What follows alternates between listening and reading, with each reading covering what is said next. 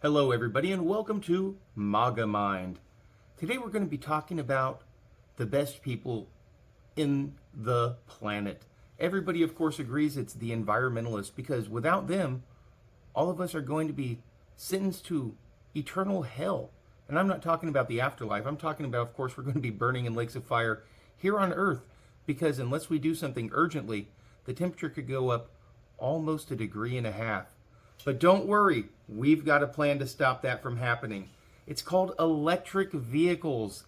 Everybody knows that electric vehicles are going to save the planet because, of course, the government said so.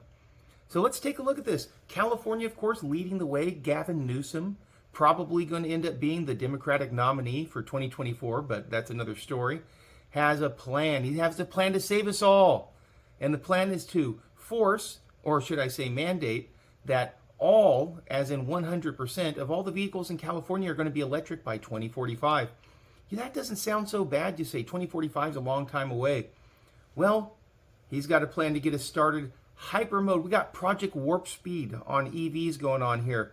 He has also decided in his infinite wisdom with the appointed God-ordained California Air Resources Board that 60% of all vehicles sold in California, including heavy-duty freight, have got to be electrified by 2030.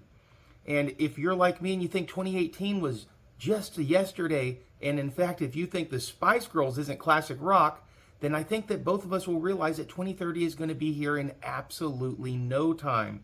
5 years ago was towards the tail end of the Trump presidency at this point.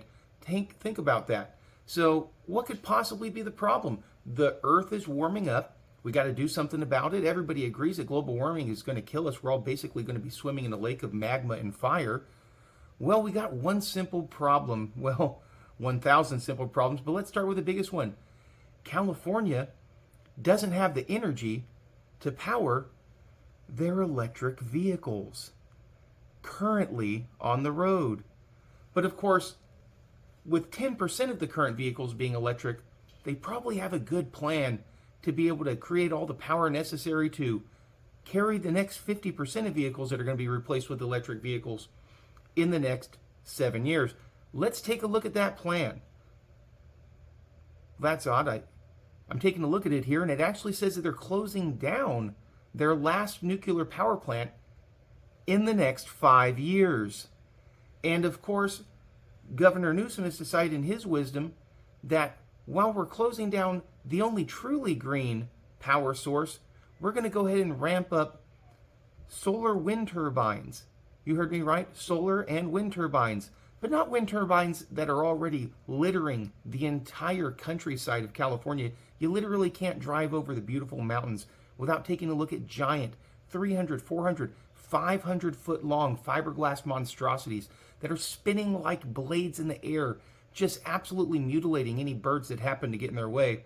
Talk about global warming. When your corpse is baking underneath the sun after it's been cut in half by a turbine, you're definitely going to be warm there on those 115-degree rocks in the desert. Or, of course, you can avoid the blades and then just fly over one of the large solar power installations that California has and get fried to death as they reflect radiant heat and it literally burns the birds in the air. But hey, don't worry, they may be killing the wildlife, but they're here to save us. Well, what happens if you plug in your vehicle to charge? Well, everybody, I think, is familiar with a refrigerator. How many times have you opened your refrigerator and your dad said, "Close the refrigerator"? I don't want to waste all that energy. Well, plugging in your electric car is typically going to take you 20 times your refrigerator. That is having 20 refrigerators plugged into your house running is the equivalent of the usage of electricity for every single electric car here in California. So let's do the math. We currently have 10% of the vehicles on the road electrified in California. And with that, they're typically the second or even the third car in a house. More of like a status symbol for people that want to be really saving the planet and let everybody know that they have by buying their $70,000 Cadillac EV. But let's go ahead and just assume that they're currently using their vehicles at the rate of 10%, which they're not. Well, if we were to pump that up to 50%, what would happen? Well, let's take a look at what's happening right now with the 10%. California's governor last year, about this time, literally went on TV begging electric vehicle owners to not charge their electric cars. Why? Was the batteries going to explode? Was there some sort of recall? No.